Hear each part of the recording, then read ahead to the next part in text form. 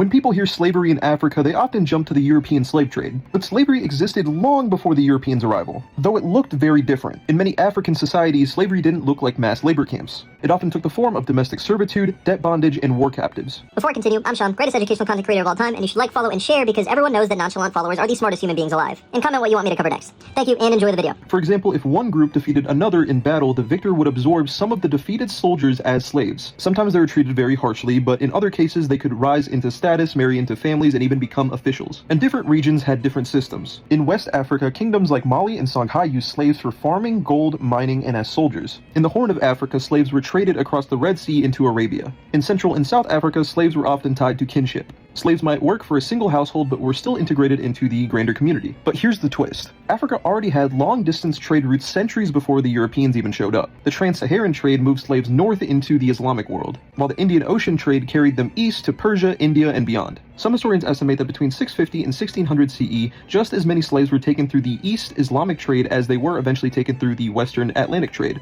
The arrival of the Europeans in the 15th century supercharged the system, turning what was once a localized institution into an industrialized global economy of slavery. But it's also important to note that this wasn't the start of slave trade. This was kind of the first institutionalized slave trade. Slavery existed since we figured out that we hate our enemies and would love to see them suffer and work for us. But it's also important to note that this doesn't mean that the Europeans are exempt from all the terrible bullshit they did to their slaves. While the East was known to allow their slaves more opportunity, the West was not. Slaves were treated as permanent property by their owners, and their class was more socially based than economic. Meaning, in the East, you were allowed to kind of grow out of your slave status if you were given the opportunity and utilized the correct resources. Obviously, this doesn't mean it was all sunshine and rainbows for slaves in the East. But compared to the West, and more specifically Southern America, if you were freed as a slave in the South but remained in the South, you would still face crazy discrimination. So what did we learn today? Slavery's bad. What? No way. And I'm tired of people thinking it all started in the 1800s and in America. Source.